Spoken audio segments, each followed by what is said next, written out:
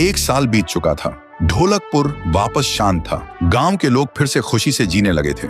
हर पूर्णिमा को लोग एक दिया जलाकर ठुन ठुन ठुन साहुर को याद करते थे। पर एक रात कुछ ऐसा हुआ जो फिर से सब कुछ बदल के रख दिया। लाशें फिर से मिलने लगी। हर 2 दिन बाद किसी न किसी के घर के सामने एक कटी हुई लाश पड़ी होती। गांव फिर से कांप उठा। एक दिन सब लोग महाराज के पास पहुंचते हैं और रो रो कर गांव की घटनाओं के बारे में बताते हैं। रात को महाराज 2 सेनापतियों से कहते हैं, जाओ और खोजो इस कांड के पीछे कौन है। लेकिन सुबह सिर्फ उनकी लाशें लौट कर आईं। एक का सिर था ही नहीं, दूसरे के पैर कट चुके थे।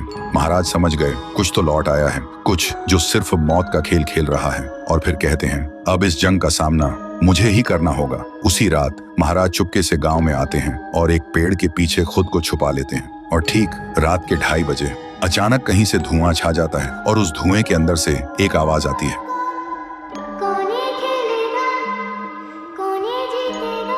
और फिर धुएं के बीच से निकलती है एक गुड़िया, गोल आंखें, एक बेजान सी मुस्कान, लेकिन चेहरा मौत का पैगाम।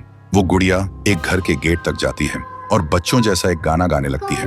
उसके गाने की आवाज सुनकर एक आदमी बाहर आता है और अगले ही पल वो गुड़िया उसका सिर चबा जाती है। वो आदमी तड़प तड़प के वहीं जमीन पर गिर जाता है। महाराज सब कुछ देखते हैं। उनकी आंखें भर जाती हैं। उन्हें समझ आ जाता है इसके सामने जाना मतलब खुद का अंत लिखना है। अगली सुबह गांव के लोग इकट्ठा होते हैं। महाराज कहते हैं, ये पिछले भूत से भी ज्यादा डरावनी है।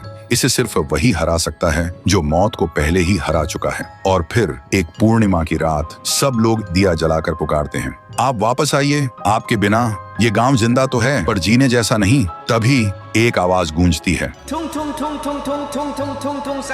और उसी देह की आग से एक जलता हुआ पेड़ बनने लगता है और उसी पेड़ में से ठुन ठुन ठुन साहुर निकलता है। तभी फिर से वही धुआं छा जाता है और उसके साथ ही एक आवाज।